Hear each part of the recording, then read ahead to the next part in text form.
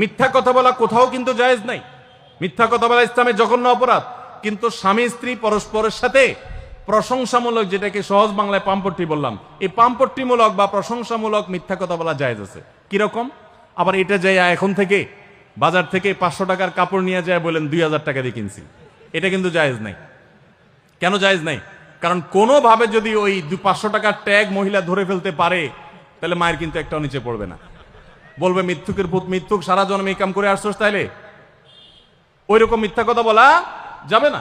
আমার পরিচিত এক লোক আছে, সরকারি একজন কর্মকর্তা বড়, উনি বলেন যে মহিলাদেরকে বাজার করে খুশি করার মতো কঠিন কাজ আরেকটা খুব কম আছে।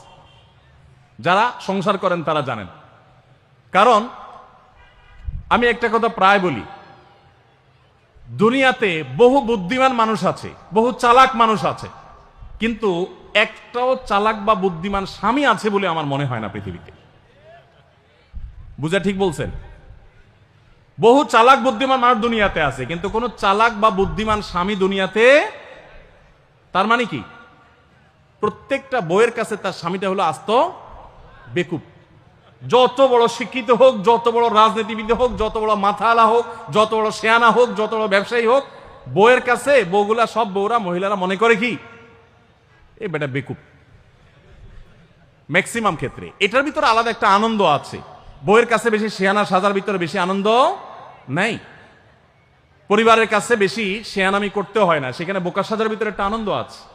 যাই হোক, তো ওই যে ভদ্রলোকের কথা বলছিলাম, বাজারের কথা বলছিলাম, যে বাজার করে মহিলাদের খুশি করা খুব কঠিন। আপনি গোশত কিনেন, মাছ কিনেন, যাই কিনেন, তারা খুব কমই সন্তুষ্ট থাকে বেশিরভাগ ক্ষেত্রে। সব মেয়েদের কথা বলছি না। কেন সন্তুষ্ট থাকে না? কারণ তারা আশা করে আরো কম দামে কিনবেন, আরো কম দামে কিনবেন। আপনি জিতে গেলে তারা খুশি, হেরে গেলে আপনারা বকা দিবে সে। তো এক সরকারি কর্মকর্তা, বড় কর্মকর্তা, আমাকে বলতেছিলেন যে দেখেন, আমি সারা জীবন বাজার করি আর বইয়ের বকা শুনি। আমি চলে যাওয়ার পর আমার অফিসের একজন কেরানি আছে, তাকে দায়িত্ব দিছি বাজার টাজার করার জন্য। এই লোক বাজার করার পর আমার বউ বিরাট খুশি, বলে যে তার নাম ধরে বলতেছে, অমুক বাজার করলে প্রতিদিন ঠিক মতো বাজার করে, দাম দোস্ত ঠিকঠাক থাকে, মাপজোক সব ঠিকঠাক থাকে, তোমারে প্রতিদিন ধরায় দেয় দোকানদার, কমায় দেয়। 2 কেজির গোশত আমার কাছে মনে হয় 1.5 কেজি দিছে, ওজন কম দিছে মনে হয়, নজরে উঠে না। তো লোকটা বলেছে আমার খুব সন্দেহ হলো, একই দোকান থেকে আমিও আনি, সেও আনে, আর আমার তো ঠকানোর কথা না, পরিচিত দোকানদার। তাহলে মহিলা এই কথা বললো, তার ব্যাপারে কাহিনীটা কি? তারা ডেকে বলছে, বলো তো কাহিনী কি, সিক্রেটটা কি? তো লোকটা বলতেছে যে স্যার, সত্য বলতে কি, আমি গোশত 3 কেজি কিনলে ম্যাডামকে বলতাম 2 কেজি, 1000 টাকা কিনলে ম্যাডামরে বলতাম 500 টাকা। টাকা তো আপনি দিবেন, আপনার সাথে বোঝাপড়া হবে, কিন্তু আমি জানি বাসায় এটা বললে বউরা খুশি থাকে। তো এই জন্য আমি একটু কমায় কমায় বলি দাম, আর জিনিস কমায় কমায় বলি। তখন সে প্রতিদিন 2 কেজি মাংস যেটা দেখে আপনি আনেন, আজকে দেখে যে সে 1 কেজি মাংস ওই পরিমাণ, তখন সে তো খুশি হবেই স্যার। তখন ওই লোকটা বলতেছে দেখেন, সে এইটা করে আমার গোটা সংসারে আগুন ধরায় দিস। তো এইভাবে মিথ্যা কথা বলা কিন্তু জায়েজ নাই। কোন মিথ্যা কথা বলা জায়েজ আছে? ধরেন আপনি আপনার বউরে বললেন, দেখো তুমি চাঁদের চাইতেও সুন্দর। কিসের চাইতে সুন্দর? ভাই চাঁদের চাইতে উজ্জ্বল মানুষ হয় সম্ভব? ডাহা মিথ্যা কথা না? কিন্তু এই মিথ্যা কথা বলা কি আছে? জায়েজ আছে। সৌদি আরবের একজন আলেম, ডক্টর আয়েজ আল কারনি, মুসলিম বিশ্বের সবচেয়ে জনপ্রিয় আলেমদের মধ্যে একজন। ওনার একটা বক্তব্য আমি শুনেছি, অত্যন্ত চমৎকার কথা বলেন এবং দারুণ দারুণ টিপস দিয়ে থাকে। উনি বলেন যে একটা ইউনিভার্সিটি প্রোগ্রামে স্টুডেন্টদের সামনে উনি বলছিলেন যে আমি একবার একটা আইডিয়া দিয়েছি দাম্পত্য জীবনের সুখ শান্তির জন্য। বলেন যে এটা ইমপ্লিমেন্ট করে অনেকেই সুফল পেয়েছেন, আমাকে ব্যক্তিগতভাবে জানিয়েছেন। টিপসটা কি? টিপসটা হলো, উনি বললেন যে বাসায় ঢুকে মাঝে মধ্যে, সবসময় করলে আবার মাইর খাবেন, যখন দেখবেন বউয়ের মুড টুট ভালো আছে, বাসায় ঢুকে আস্তে করে লাইটের সুইচটা অফ করে দিবেন। তখন বলবে কি ব্যাপার, লাইট বন্ধ করলা কেন? তখন বলবেন যে দেখো, বাসায় আসলে তোমার চেহারার উজ্জ্বলতা থাকলে আর এই লাইটের দরকার হয় না। মহিলা ধরে ফেলবে যে আপনি পাম্পটে দিচ্ছেন, বাতাস দিচ্ছেন, কিন্তু পাম্প যাকে দেন সে যতই বুঝুক না কেন, কিছু না কিছু কাজ হয়, কিছু না কিছু। একেবারে শতভাগ যদি বুঝে কাউকে প্রশংসা করছেন, সে বুঝে, তারপরও সে একটু খুশি হয়, ভালো লাগে। তো উনি বললেন যে শরবত বানায় আনছে বউয়ে, তখন বলবেন যে দেখো চিনি দিও না, চিনি দিও না। তারপর বউরে বলবেন যে আঙ্গুলটা একটু চুবাই দাও। কেন? কারণ তুমি আঙ্গুলটা চুবাই দিলে ওটা চিনি চাইতে বেশি মিষ্টি লাগে। এই যে কথাগুলো, এই কথাগুলো আসলে সত্য কথা না তো। এই টাইপের কথা স্বামী স্ত্রীর মধ্যে মিথ্যা হলেও সেটা কি আছে? জায়েজ আছে। ভাইরা আমার, এই জন্য দাম্পত্য জীবনে সুখ শান্তির জন্য একে অন্যকে ভালোবাসা, প্রশংসা করতে জানা, বিশেষ করে স্বীকৃতি দিতে জানা, ভালো গুণগুলোর কথা বলা, এটা হারিয়ে গেছে। অনেকে মনে করে যে না, ভালো গুণ বললে মাথায় উঠবে। এটা ভুল।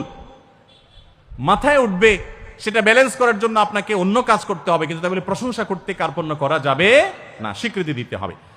5 নম্বর হলো দাম্পত্য জীবনের সুখ শান্তির জন্য একে অন্যের যে কনসার্নের জায়গাগুলো আছে, ইস্যুগুলো আছে, এগুলোকে মাথায় রেখে চলতে হয়। যেমন আপনি স্বামী হিসাবে বউয়ের বাপের বাড়ির মানুষদের বদনামি থাকলেও করবেন না।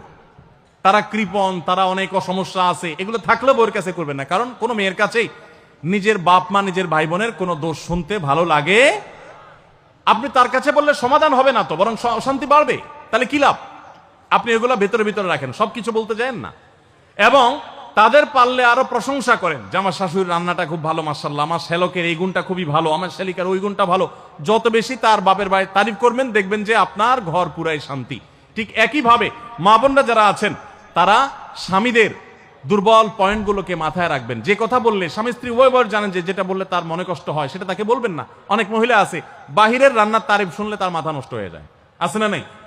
যে ঘরে এসে বাহিরের রান্নার তারিফ শুনতে চাই না। তাহলে বাইরের রান্না ভালো হইলেও ওইগুলোকে ভালো বলবেন না, চুপচাপ থাকবেন, মিথ্যা বলার দরকার নেই। তাহলে এই বিষয়গুলো মাথায় রেখে চলা, যে কি বললে তার কষ্ট হয়, ইনশাআল্লাহ এতে দাম্পত্য জীবনে সুখ শান্তি হবে। সময় দেওয়া আজকাল দাম্পত্য জীবনের সবচেয়ে বড় সমস্যা হলো, তরুণ বন্ধুরা ভালো করে শুনে রাখেন, বিয়ে যারা করবেন ভবিষ্যতে আরো ভালো করে শুনে রাখেন, এই মোবাইল ফোন আমাদের দাম্পত্য জীবনকে ধ্বংস করার অন্যতম কারণ। অতএব আল্লাহর ওয়াস্তে মোবাইলগুলোকে নিয়ন্ত্রণ করেন, মোবাইলগুলোকে নিয়ন্ত্রণ করেন। বাসায় ঢোকার আগে মোবাইলের গলা চেপে বন্ধ করেন, এরোপ্লেন মুড করেন।